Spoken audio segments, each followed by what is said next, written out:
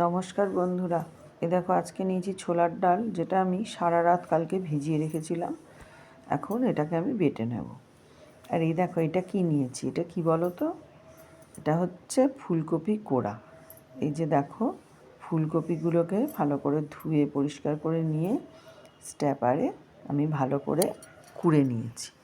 তারপরে কড়ার মধ্যে তেল দিয়ে এই ফুলকপির যে ঝুরঝুরে যে ফুলকপিগুলোকে বেশ ভালো করে নাড়াচাড়া করে একটুখানি ভাজা ভাজা করে নিয়েছি।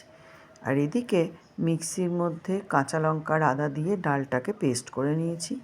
তারপর কড়াই বসিয়ে তার মধ্যে দিয়ে দিয়েছি বেশ খানিকটা হিং ফোড়নটা রেডি হয়ে গেলে আমি দিয়ে দিলাম ওই ডাল বাটাটা দিয়ে এরপরে আমি এর মধ্যে অ্যাড করে দিলাম হলুদ, তারপরে এর মধ্যে নুনটা অ্যাড করে দিলাম, আর তারপরে দিয়ে দিলাম বেশ খানিকটা চিনি। এইবার দিয়ে ভালো করে এই ডালটাকে নাড়াচাড়া করে এর মধ্যে দিয়ে দিলাম ভাজা মশলা, আর তারপরেই দিয়ে দিলাম ফুলকপিটা। দিয়েই দেখো এই মণ্ডর মতো এটা বানিয়ে নিয়েছি। নিয়ে এটাকে ডিপ ফ্রিজে আমি রেখে দিয়েছিলাম প্রায় 15-20 মিনিট। তারপরে বের করে এটাকে আমি কাটবো। তার আগে সামান্য আমি একটুখানি ময়দা ছড়িয়ে নিলাম, কারণ এটা তাহলে ভাজার সময় ভাঙবে না। তারপরে কড়াই দিয়ে দিলাম তেলটা গরম হয়ে গেলে তার মধ্যে আমি দিয়ে দিলাম ওই যে পিস পিস করে কাটা ফুলকপির ধোকাগুলো। ভালো করে ভেজে নেব। তোমরা কেউ কোনোদিনও বানিয়েছো কি না জানি না ফুলকপির ধোকা।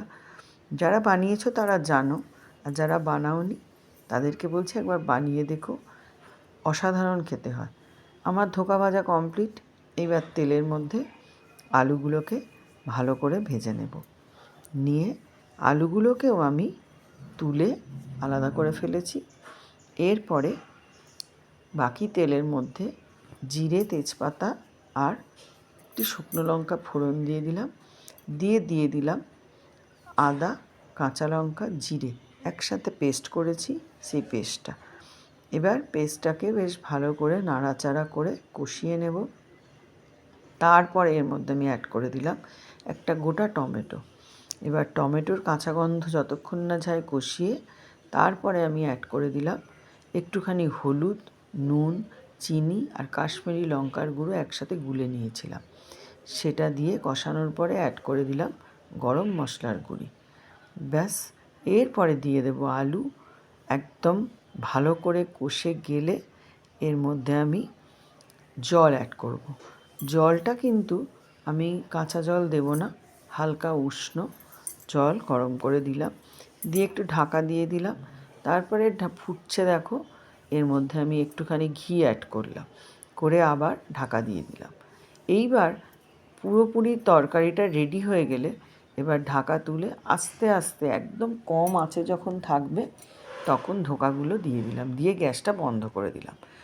দিয়ে এরপরে ঢাকাটা দিয়ে দিলাম। এই ধোকা দিয়ে ফোটালে কিন্তু পুরো ধোকাগুলো ভেঙে যাবে, এটা দিয়ে না ফোটানোই ভালো। তোমাদের কেমন লাগলো বন্ধুরা? ভালো লাগলে লাইক কমেন্ট করো।